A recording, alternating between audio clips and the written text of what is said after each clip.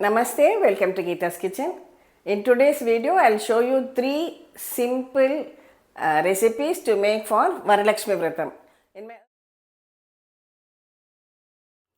First, we will make a Rava Appam.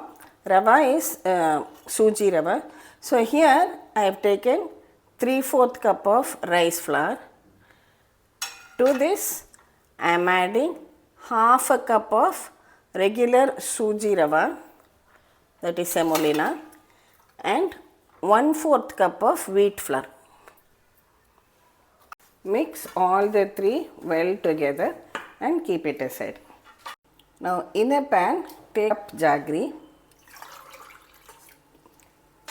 and add about 1.5 cups water to it. Heat it till the Jaggery dissolves and comes to a boil. See, the Jaggery has dissolved and the syrup is boiling well now.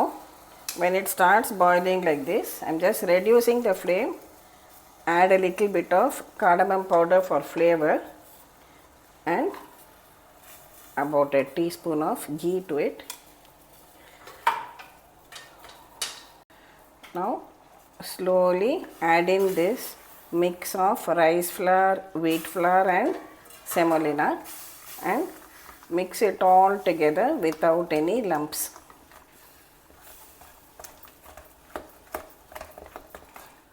Wait till it all leaves the sides of the pan and comes together like this. At this stage we can switch it off. Now transfer it to another bowl and allow it to cool down to room temperature. Here I have kept some oil for heating for deep frying the appam. See, now the appam dough has come down to room temperature. Just take a few drops of ghee on a sheet like this. If you have even a baking sheet or even a banana leaf, that would be excellent. Spread it out. Again with ghee smeared hands, take out small portions of the dough, say lemon size portions like this. Place it on the sheet and just flatten it out to medium thickness. Oil has heated well. Just before adding the appam, reduce the flame to absolute minimum flame, and carefully slide in the appam into the hot oil to deep fry it. After a few minutes, gently flip it over in the oil.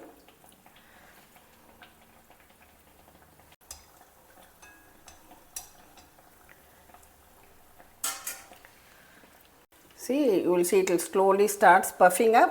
Wait till it gets a lovely reddish golden color. See, when the bubbling starts reducing and you get the perfect color, drain out all the oil and take it out onto your plate. Similarly, make the remaining dough also. In case you find your dough has become a bit dry, don't worry at all. Just sprinkle a little bit of warm water, or you can even add a teaspoon of ghee and bring the batter together once again.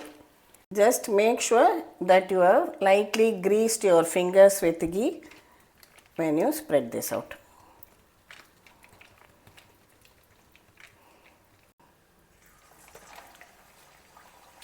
Similarly, deep fry the remaining appams.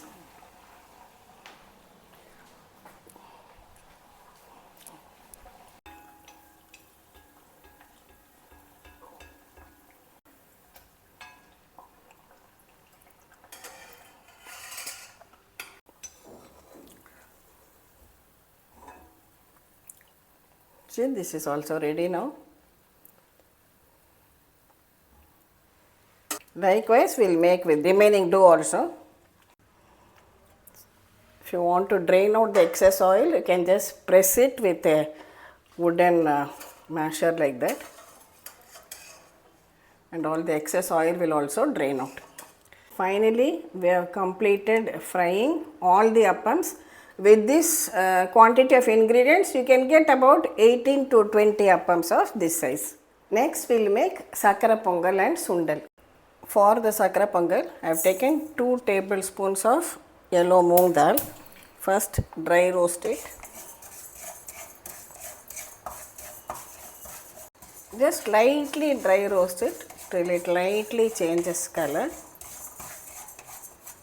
Now switch it off, take it into a separated pan.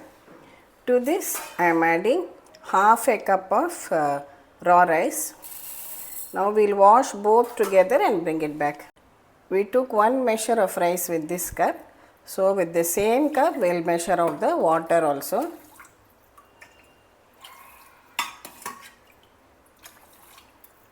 I have taken about 4.5 of this half cup measure of water.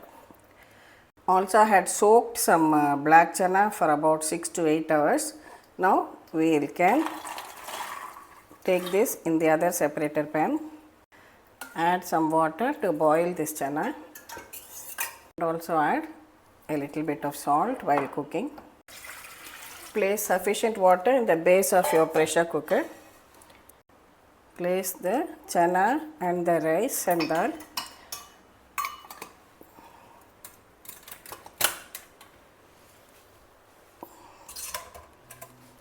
Now we will cook it for 3 whistles. The pressure has released. Let's open the cooker. The rice and dal has cooked very well, just as we want. We can check the chana also. See, the chana has also cooked well. Now I am taking of jaggery in a pan. Measure the jaggery with the same cup you measured the rice. Add a little bit of water. For the sakra pongal, the rice and dal have to be very soft. That is why when it is hot itself, I have just transferred it into the cooker base so that it's a larger container, easier to mash it. Mash it well so that it is nice and mushy like this. The jaggery has dissolved completely and it is boiling well now. Let it boil a little more till the syrup becomes thicker.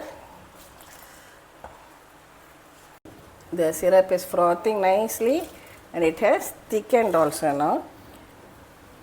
I am just pouring the syrup into this mashed and cooked and mashed pongal. Now just put it back on heat for a few minutes more. See, the jaggery syrup and the pongal have blended well together. Now for flavor I am adding some cardamom powder. This is a small pinch of edible camphor, also known as pacha karpuram. This is different from the camphor which we are using for our puja. This is edible camphor. You get it in a small box in these local provision stores. You add it to the sakra pongal for that absolutely divine aroma. Now heat 2 tablespoons of ghee and add some cashew nuts and raisins. And the raisins fluff up nicely and the cashew nuts are also roasted to a golden color. Drain it out from the ghee and add it to the sakra pongal.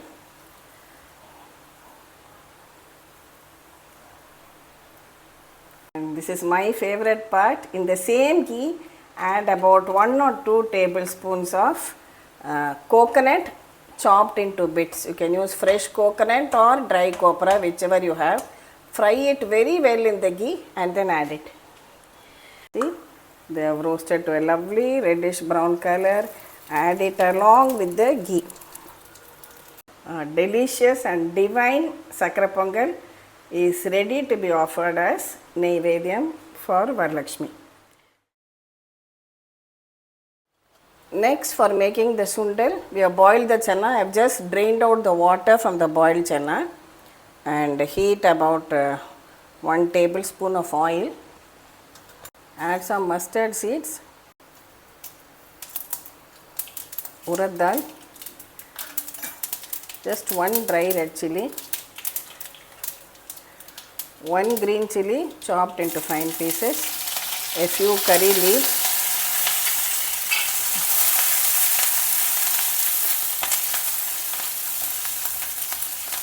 this is hing. It is optional. In very orthodox homes They don't use hing for Naivedyam.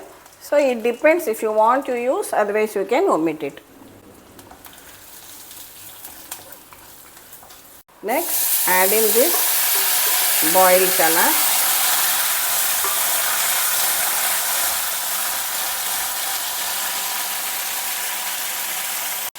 We already added a little salt while cooking the chana, so just a little bit more. Just stir fry it for 2 to 3 minutes so that there is no water in it and all the spices are blended well. This is Amchur, that is dry mango powder. If you have, you can add, it adds a lovely taste. Just about 1/4 teaspoon you can add. Mix it well.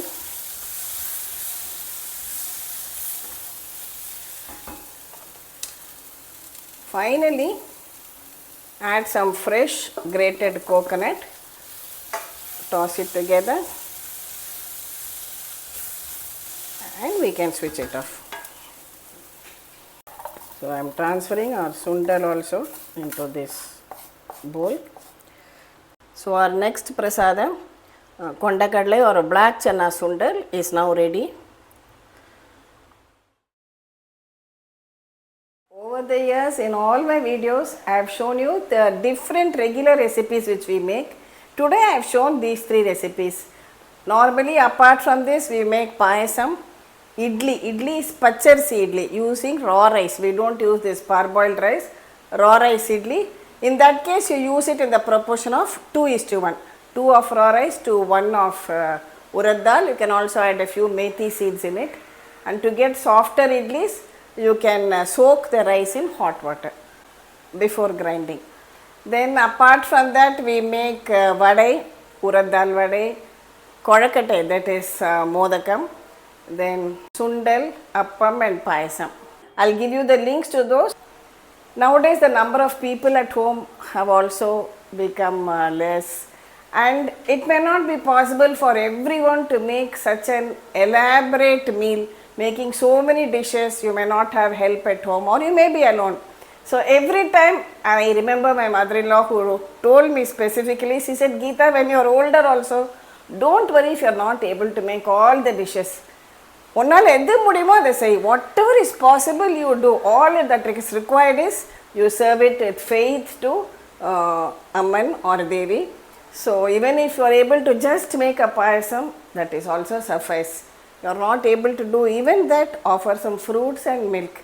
It is your bhava or your emotion that is important. So wishing you all a very happy Varalakshmi Vratam. Definitely try out these recipes and we'll meet again with another interesting video from Geeta's Kitchen. Please do subscribe to Geeta's Kitchen. Thank you for watching.